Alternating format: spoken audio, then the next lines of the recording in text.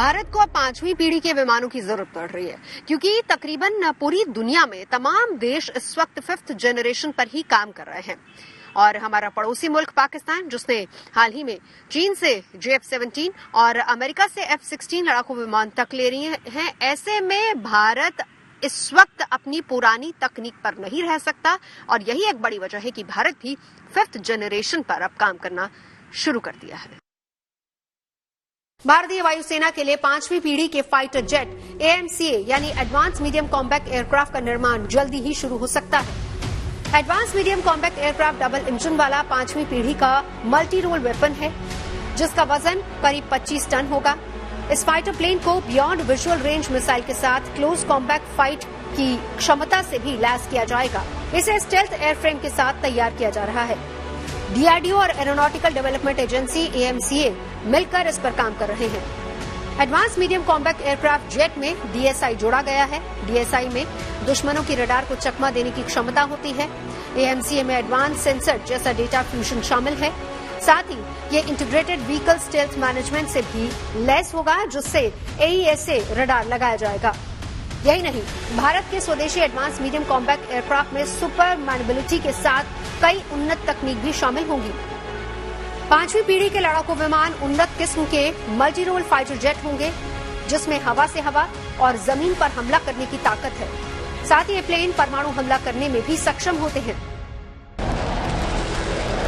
आने वाले वक्त में भारत 5th जनरेशन का स्वदेशी सूरमा तैयार कर लेगा, जिससे भारत दुनिया के उन शक्तिशाली देशों की कतार में शामिल हो जाएगा जिसके पास 5th जनरेशन के फाइटर प्लेन्स मौजूद हैं।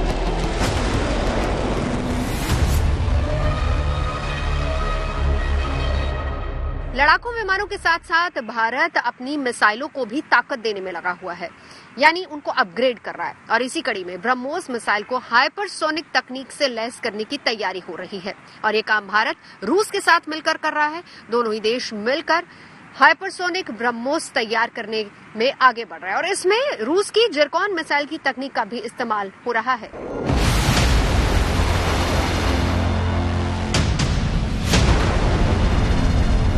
भारत और रूस ब्रह्मोस मिसाइल के जिस हाइपरसोनिक वर्जन पर काम कर रहे हैं, उसे ब्रह्मोस 2 नाम दिया गया है। माना जा रहा है कि जिरकॉन जैसी ताकत से ये लैस होगी। ब्रह्मोस 2 हाइपरसोनिक मिसाइल में स्क्रैमजेट इंजन लगाया जाएगा, जो इसे जबरदस्त रफ्तार और ग्लाइड करने की क्षमता प्रदान करेगा। ब्रह्मोस 2 मिसाइल की रेंज 600 किलोमीटर होगी, जिसे बढ़ाकर 1000 किलोमीटर किया जा सकता है। यानी नए ब्रह्मोस के टारगेट पर समूचा पाकिस्तान होगा। बालाकोट जैसे हवाई हमले के बाद देश की सुरक्षा को और ज्यादा मजबूत करने की दिशा में सरकार ने ब्रह्मोस मिसाइल की ताकत को और बढ़ाने का फैसला किया।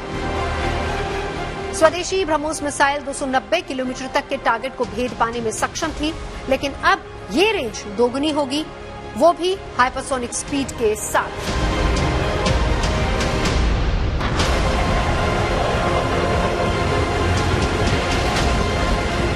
BrahMos 2 hypersonic missile anti ship, land attack, सतह से सतह पर मार करने वाली हाइपरसोनिक क्रूज मिसाइल होगी। इसे युद्धपोत, पनडुब्बी, फाइटर जेट या जमीन पर मौजूद मोबाइल लॉन्चर से दागा जा सकेगा। इस समय दुनिया के सभी बड़े देश हाइपरसोनिक तकनीक पर काम कर रहे हैं। मिसाइल के मामले में ये सबसे आधुनिक तकनीक है। इसे रफ्तार के चलते ट्रैक कर पाना और मार गिराना बेहद मुश्किल है और यही बात इसे बेहद खतरनाक बनाती है। ब्रह्मोस के CEO के मुताबिक ब्रह्मोस 2 का पहला परीक्षण 2027 या फिर 2028 तक किया जा सकता है। इसकी डिजाइन पर फिलहाल काम शुरू हो चुका है। दिल्ली से नवजोत रंधावा के साथ bureau report, good news today.